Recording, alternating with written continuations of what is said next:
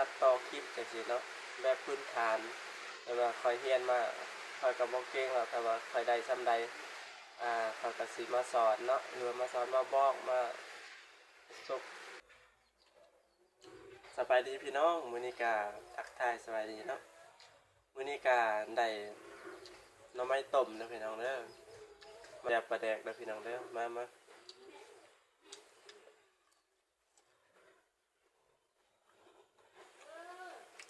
ลกพริกดิบการเฮ็ดคลิปนี่ได้เนาะการเฮ็ดคลิปหลายคนก็ว่าเฮ็ดคลิปต้องได้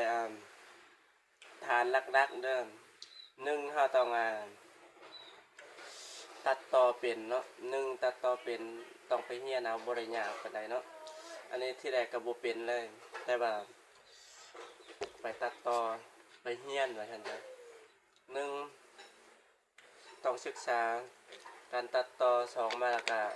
กล้าแสดงเบาออกหน้ากล้องจังซี่เนาะที่แรกก็บ่กล้าคือกันแต่ว่าตอนนี้ก็ใครแน่ถือว่าการตัดต่อนี่เนาะเป็นปัญหาหลักๆเลยที่ว่าเราต้องได้เรียนรู้เนาะถ้าไป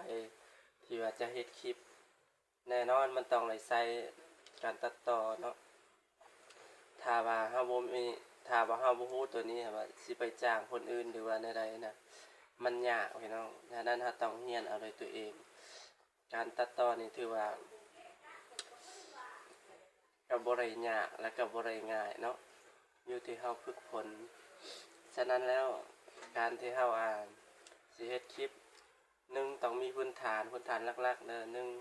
ต้องตัดต่อให้เป็นและ2มากกล้าเว้ากล้าแสดงออกในกล้องเนาะถ้าว่าเจ้าสิเฮ็ดคลิปที่ว่าการสร้างรายได้นะการสร้างรายได้ที่ว่าถามว่าได้บ่ได้ตอบถามว่าได้แต่ว่าประเทศลาวเฮาถือว่า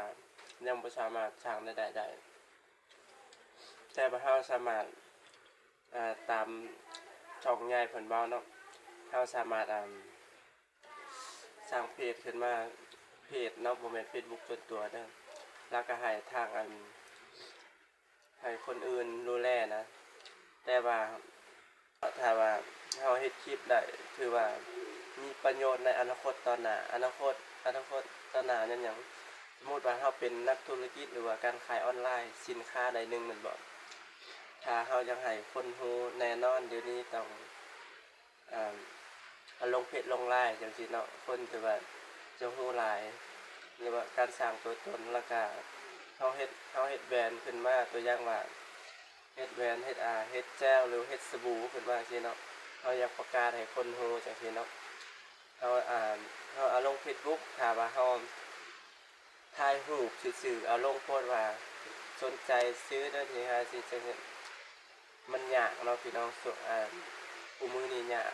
ขนาดเราเฮ็ดวิดีโอเฮ็ดคอนเทนต์ที่แบบอันนั้นเฮ็ดคอนเทนต์มันก็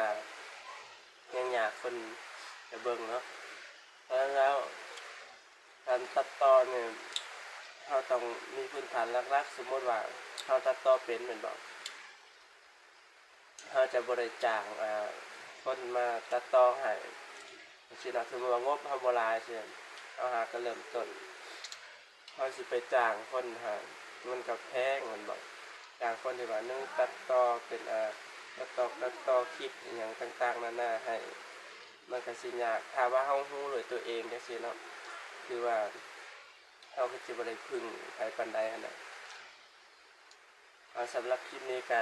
สิมาเว้าเนาะประมาณนี้เนาะถ้าว่าใครอยากเฮ็ดหรือว่าอยากตั้งใจตัดต่อหรือว่าตัดต่อคลิปพื้นฐานเนาะก็สามารถติดตามไว้ได้เนาะติดตาม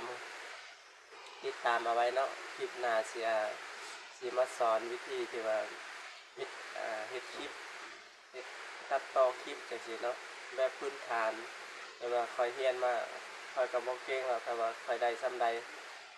เขาก็สิมาสอนเนาะหรือมาสอนมาบอกมาประสบการณ์ที่ว่าค่อย อ่าในหู้มากประมาณนี้เนาะแล้วคลิปนี้ก็ขอขอบใจ